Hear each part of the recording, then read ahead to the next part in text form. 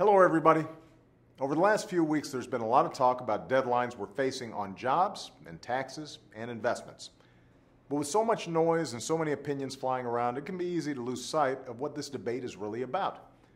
It's not about which political party comes out on top or who wins or loses in Washington. It's about making smart decisions that will have a real impact on your lives and the lives of Americans all across the country. Right now, middle-class tax cuts are set to expire at the end of the year. Time's running out. And there are two things that can happen. First, if Congress does nothing, every family in America will see their income taxes automatically go up on January 1st.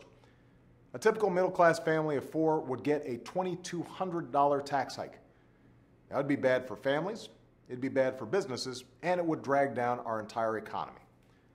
Now, Congress can avoid all of this by passing a law that prevents a tax hike on the first $250,000 of everybody's income.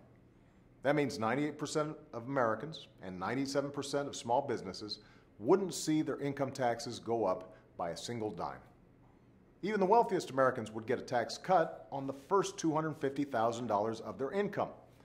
And families everywhere would enjoy some peace of mind. The Senate has already done their part. Now we're just waiting for Republicans in the House to do the same thing.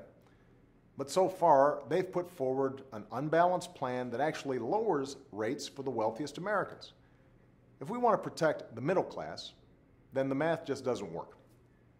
We can and should do more than just extend middle-class tax cuts. And I stand ready to work with Republicans on a plan that spurs economic growth, creates jobs, and reduces our deficit. A plan that gives both sides some of what they want. I'm willing to find ways to bring down the cost of health care without hurting seniors and other Americans who depend on it.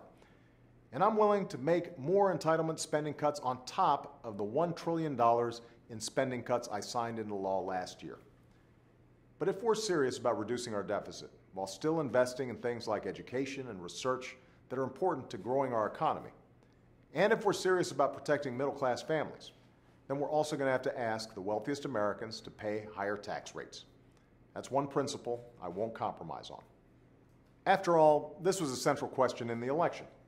A clear majority of Americans, Democrats, Republicans, and independents, agreed with a balanced approach that asks something from everyone, but a little more from those who can afford it the most. It's the only way to put our economy on a sustainable path without asking even more from the middle class. And it's the only kind of plan I'm willing to sign.